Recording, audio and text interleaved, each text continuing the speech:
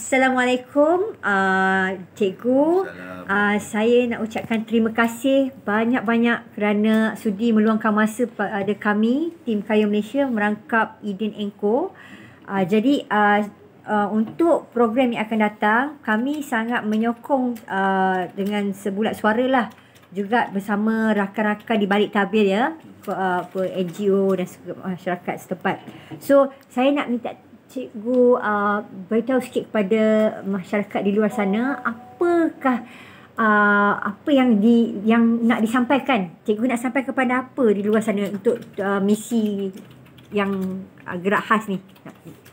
Bantuan Bismillahirrahmanirrahim. Terima kasih kepada Kayu Malaysia dan Eden & Co kerana sudi datang ke pejabat saya hari ini untuk berbincang bagaimana kedua-dua pihak boleh menjalinkan satu kerjasama bagi faedah komuniti OKU penglihatan di Malaysia.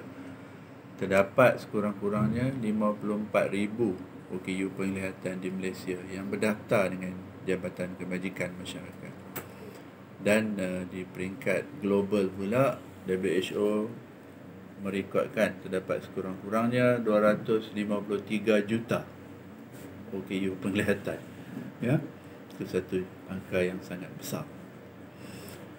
Di Yayasan Orang Buta Malaysia, di mana saya sendiri sebagai pengerusi dan ketua pegawai eksekutif, kami banyak menumpukan kepada kerja-kerja penyelidikan dan pembangunan teknologi sokongan untuk membolehkan OKU penglihatan sama-sama mendapat faedah daripada ledakan teknologi maklumat.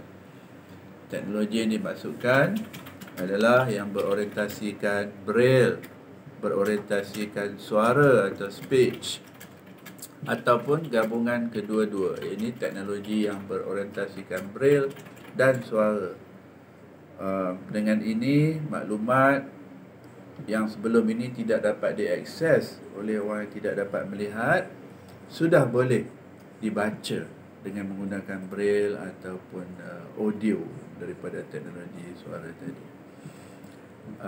Selain pada itu, kami banyak fokus juga kepada kerja-kerja keagamaan seperti mengedarkan Al-Quran Braille, mengagihkan buku-buku keagamaan seperti bengkel solat, buku-buku Fardhu Ain, ya, Fardhu Kifayah dan sebagainya.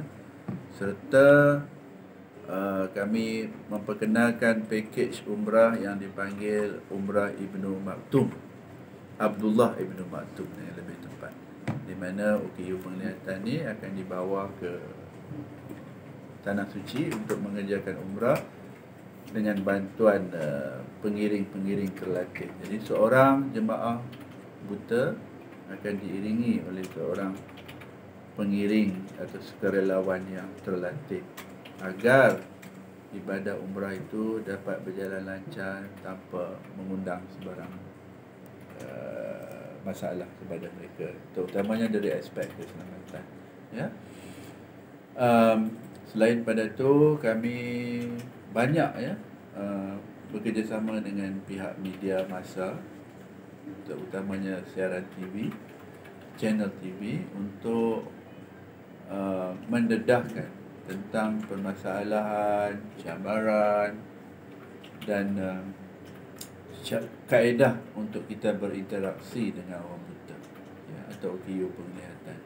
Bagaimana nak membantu mereka melintas jalan, bagaimana nak membantu mereka mendapatkan transport, public transport di tepi jalan, bagaimana nak pimpin mereka dengan cara yang betul, ya, dengan teknik yang telah diiktiraf di peringkat antarabangsa sebagai satu piawaian. Ya. Kerana silap cara kita pimpin, ia akan memberi masalah, bukannya membantu, ya, sebaliknya mengundang permasalahan kepada mereka yang dibantu itu. Ya.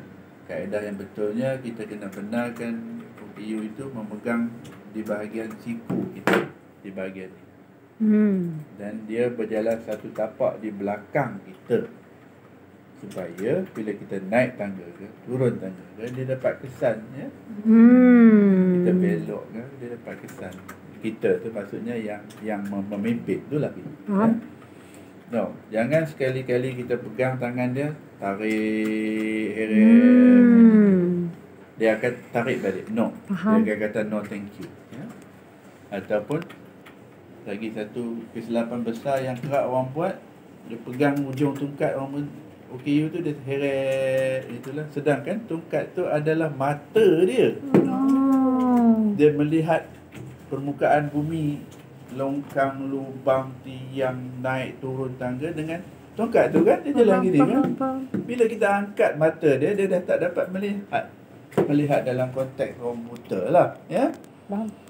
Sebab itu ada peristiwa di mana orang buta menolak apabila ditawarkan untuk membantu. Dia tarik tangan dia, dia tak nak dibantu. Dia tarik tungkat, dia tak nak dibantu. Bukan kerana mereka ego atau sombong atau kurang ajar, dia tidak bersopan, tetapi dia tahu cara itu tak betul dan mengundang masalah yang lebih besar, ya. Jadi lebih baik dia mengesan persekitaran dengan menggunakan tongkat itu, terutamanya di kawasan yang dia biasa, ya. Saya pernah terlibat dengan kerja-kerja yang kita panggil DET, Disability Equality Training, ataupun latihan kesaksamaan ketidakupayaan. Kita melatih, ya, kaki tangan di sektor-sektor tertentu, terutamanya sektor pengangkutan seperti kereta api Tanah Melayu, sektor penerbangan di Asia Academy, for example, sektor kesihatan, jururawat dan doktor yang bekerja di klinik ataupun hospital kerajaan, ya, supaya bila ada OKU nak menaiki kereta api sebagainya, macam mana cara nak pimpin dia masuk kereta api itu sampai ke tempat duduk. Bagaimana ground staff di airport nak membantu passenger yang blind ni go on board, ya, dan menaiki pesawat. Sebab kawasan-kawasan begitu bukan kawasan yang boleh sewenang-wenangnya kita bergerak, ya. Dia ada laluan tertentu dia, ataupun bila nak melalui security check, macam mana nak bagi orang buta tu buka kasut, buka tali pinggang, ya, letak beg di atas scanning machine, kemudian dah melalui kawasan tu nak pakai balik tali pinggang. Bagi orang biasa pakai tali pinggang perkara biasa, pakai kasut perkara biasa. Bagi orang buta dah buka kasut, nak cari balik kasut dia tu bukan mudah dah. Ya, itu logik lah kan. Common sense. Jadi kita train ground staff sebaik yang mungkin supaya penumpang-penumpang yang menaiki Asia maupun MAS maupun Firefly dapat menaiki pesawat dengan sempurna dan selamatlah. Apa yang lebih penting adalah selamat, ya. Begitu juga di hospital, supaya jururawat ni dapat describe ubat ni makan sebiji berapa kali, ubat ni berapa biji berapa kali, kan. Ubat ni kadang-kadang sama bentuk, sama saiz, sama packaging, tak ada label braille. Ya, kalau dapat 3 jenis ubat, tablet, bentuk sama, saiz sama, tapi makannya kuantiti lain-lain, packaging sama, macam mana dia nak describe kepada orang buta? Dia ini sekali, kan, sebiji 3 kali, yang ni 2 biji 3 kali, yang ni 2 biji 4 kali, kan. Macam mana? Dia balik rumah, dua-dua suami isteri buta, anak kecil lagi tak pandai membaca, atau tak ada anak. Itu di antara cabaran yang kita selalu bawa ke tengah, ya. Ataupun kita cuba beri kesedaran kepada orang buta itu sendiri. Bagaimana kamu nak berpakaian supaya tak kelihatan janggal sebab kamu tak mengenali warna. Jangan pakai stokin sebelah putih, sebelah hitam. Stokin bentuk sama, material sama, warna lain. Warna tak ada bau, tak ada bentuk, ya. Ada orang buta yang terpaksa tiap pagi bawa turun pakaian kat rumah jiran, tanya, ni baju ni warna apa? Bolehkah saya pakai dengan seluar ni? Selama mana nak hidup dalam situasi yang begitu? Ya.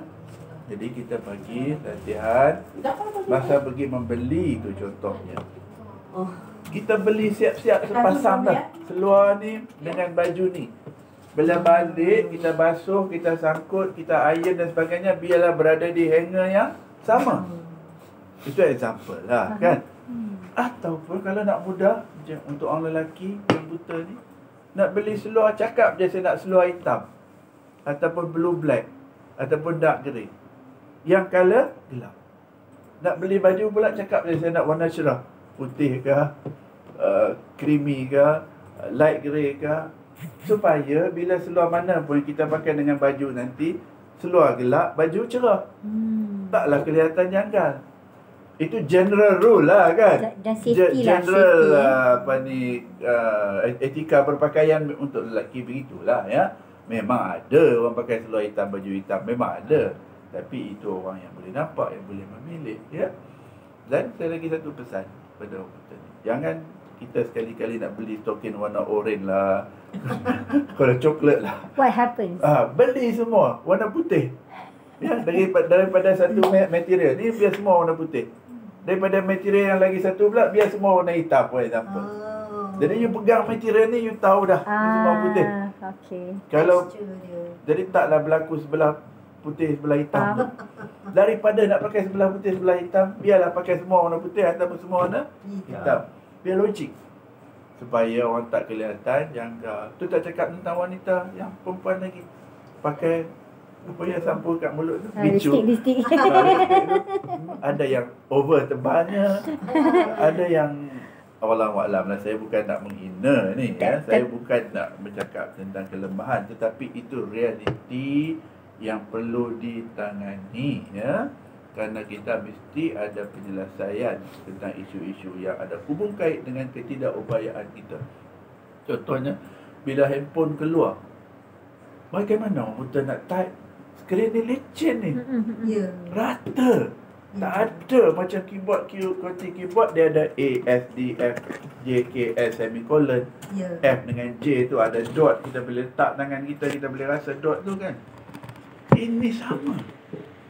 Kaedahnya, penyelesaiannya, kita develop speech yang boleh baca. Ya? Jadi, kalaulah ini pun boleh diselesaikan, takkanlah masalah token putih sebelah hitam tu tak boleh selesai kan. InsyaAllah. Boleh selesai ya. Jadi tak apalah, saya tak nak cerita panjang. Jadi apa yang saya nak tekankan di sini, kita perlu membanyakkan kempen-kempen kesedaran tentang ketidakupayaan daripada golongan OKU agar mereka tidak rasa terpinggir, agar mereka diperkasakan, bangunkan potensi mereka, bakat mereka agar mereka menjadi aset dan bukannya beban kepada negara. Ya, biar mereka ni ada daya saing, ya, diri sama tinggi, duduk sama rendah. Kalau mereka nak pergi tengok wayang sekalipun, biar mereka pergi tengok wayang. Kerana ada persoalan, kau buta kenapa nak pergi panggung wayang? Itu soalan yang tak adil. Dia boleh mampu beli tiket, dia nak duduk dalam panggung, biarlah. Ya, walaupun tak dapat melihat, dia dapat mendengar. Kalau dia bercita-cita, beritahu mak dia, anak buta ni, saya besar nak jadi juruterbang mak. Okey, kata okey. Jangan ketawakan dia. Ya, kerana sekarang ni pesawat terbang tanpa juruterbang pun banyak. Apatah lagi kalau pesawat tu ada juruterbang tapi buta. Kerana teknologi dalam penerbangan boleh disuarakan. Ya. Ini yang saya nak masyarakat, saya nak semua peringkat rakyat kita melihat. Ya. Jangan kalau kata OKU lebih-lebih lagi buta, duduklah kat rumah. Dah tahu buta kenapa nak keluar. That is rubbish mentality, I tell you. Ya. Seolah-olah Malaysia ni hanya untuk rakyat yang tidak OKU. Sedangkan kita ada IC Malaysia, kita bawa pasport Malaysia, maka kita berhak berjalan di jalan raya. Asalkan selamatlah ya. Kita berhak menaiki perangkutan awam, kita berhak pergi ke pasar raya. Tapi adalah suara-suara sumbang, dah tahu buta nak naik LRT, dia kata. Ya, tapi tak apa, saya menganggap kata-kata itu keluar daripada manusia yang tak terdedah, yang tak terlatih, ya, yang belum dapat pendidikan. Jadi tanggungjawab saya dan kita semua yang sedar ni membuat program kesedaran agar rakyat Malaysia lebih bersifat adil dan timbang rasa apabila berhadapan dengan OKU, ya, biar apa kategori sekalipun, ya. Tandas-tandas OKU janganlah kita guna sewenang-wenangnya. Petak-petak parking kereta OKU jangan kita guna sewenang-wenangnya. Kerana OKU berjuang bertahun-tahun untuk mendapat persetujuan daripada pihak berkuasa membina tandas OKU, menyediakan petak meletak kereta OKU, menutup longkang serta memasang garisan kuning yang timbul di tepi jalan tu. Kalau tuan-puan bisa tengok, itu orang buta berjuang agar mereka boleh berjalan lurus bila ada garisan timbul itu. Tapi disalahgunakan. Orang parking motor, orang letak kursi meja menyaga, pasu bunga, tong sampah, dan pelbagai. Jadi bukan silap pemerintah, bukan silap kerajaan, bukan silap pihak berkuasa tempatan, dan bukan silap orang ramai juga. Dia silap kerana tak banyak program kesedaran. So, media-media masa tak selalu memberi highlight tentang berita-berita berkenaan OKU, kerana ia bukan cerita sensasi lah, ya. Tak laku surat khabar tu kalau hari-hari nak cerita pasal OKU aja. Ya, kita pun tak suruh cerita pasal OKU hari-hari, ya. Kita pun tak suruh dia cerita seluruh surat khabar dia pasal OKU, tapi haruslah ada satu kolom, ya. Betul. Khusus. Tapi kalau ada lah tiba-tiba seorang OKU tu didapati buat satu kes jenayah, semua paper nak kalang kabut, nak highlight. Nak kalang kabut ni, nak highlight. Ada seorang rakyat Malaysia yang OKU telah didapati bersalah sekian-sekian. Itu kalut. Yang itu depa kalut, ya. Tapi nak beri kesedaran tentang ketidakupayaan tu amat kurang. Wallahu a'lam. Yang buruk daripada saya, yang baik daripada Allah Subhanahu Wa Taala. Masya-Allah, tabarakallah. Cikgu telah menepati tepat dengan pengisian yang cuba kita sampaikan masyarakat. Sama seperti saya pun adalah kelainan special people, special society. Jadi juga menuju ke era Malaysia Madani ni, banyak juga kita nak kena selaraskan, menyemai kasih dan mendidik supaya mereka mengembali kasih, dan supaya orang semua prihatin dengan sekitaran, dan akhirnya tercapailah dia sustainable community. Dengan ini saya harap pasal apa kita perlu mendidik dan juga mewar-warkan apa yang baik pada kita, daripada yang memanfaatkan, ilmu yang memanfaatkan, jadi kita kongsikan dan sebarkan sebaik mungkin, insya-Allah. Okey cikgu, saya harap dengan ini saya akhiri sesi ini, dan kita akan sambung lagi perjalanan kita jauh lagi. So insya-Allah mudah-mudahan kita bermulakan langkah ke arah Malaysia Madani dan juga globalisasi ke dunia Islam baru, dan juga sihat sejahtera, insya-Allah. Okey cikgu, selamat berpuasa. Terima kasih Puan Hanim, orang belakang tabir, Puan Seri. Terima kasih kerana meluangkan masa, dan mudah-mudahan kerjasama kita mendapat pengiktirafan daripada semua orang lah, ya. Terima kasih cikgu. Assalamualaikum warahmatullahi wabarakatuh.